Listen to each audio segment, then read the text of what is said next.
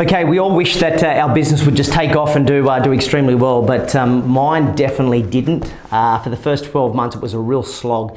So when you are looking at, well, what happens if it doesn't quite work out? Well, it should, and if it's not, there's got to be, there's probably 3 or 4 reasons why it's not. You can read that in the blog. And what you'll find is this is sectioned up into 4 different videos based on all the different outcomes that it probably could be. The first one though, and normally 80% of the problems are around us. So what's your attitude like? Are you prepared to do whatever it takes?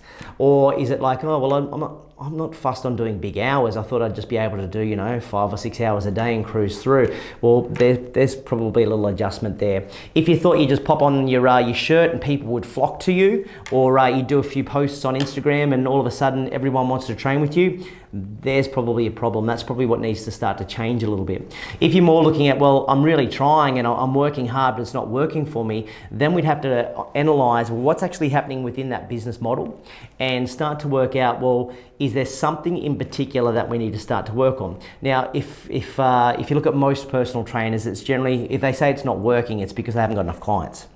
So then you take a step back and go, why haven't you got enough clients? Which part? And normally the first thing is lead generation. How's your lead generation going? Are you doing blogs, videos? Are you putting some content out? How are you going with developing your own leads, plus also converting the leads that are given to you maybe by the gym? And if there's if you're doing quite well there, right, and so in terms of your lead generation, maybe it's not that. Maybe it's okay, well then what I'm doing is I'm jumping on the phone and I'm trying to set appointments. And then you might look at, well, what's your appointments, ratio? And if you don't know what that means, there's your next problem. But if your ratio is quite decent, you're getting most people on the phone and most people are happy to come in and sit down with you and to do an initial consultation. How's the consultation going? So if the consultation isn't brilliant, and your conversion rate, or you're finding that you're not extracting all the information that you need to put not only the perfect personal training session together, but also the perfect program, or more importantly, the perfect price presentation, there's your problem.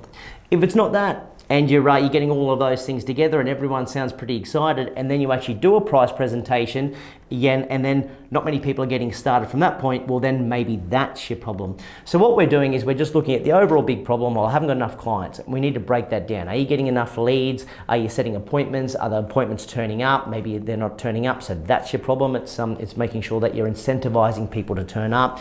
Is it the initial consultation process? If you're getting people started and lots of people are starting with you, but then they're not continuing, well maybe then it's your skill set and your programming, your customer service. So we just have to work backwards and work out exactly what it is.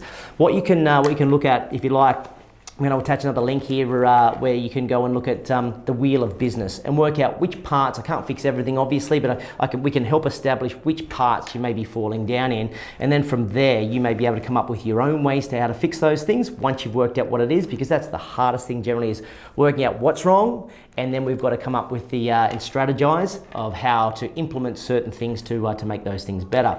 If you're not able to do that, that's when you look to invest in a coach or a mentor that can help you with that. Even if I know it's hard sometimes forking out that extra money, they're about to fix your problem. So what would you pay? Would you pay $1,000, $2,000 to fix the problem in regards to, okay, well I haven't got enough leads at the moment, or this is broken. What will that lead to in the future? So generally, it's always a pretty smart investment. So I hope that helps with part 1.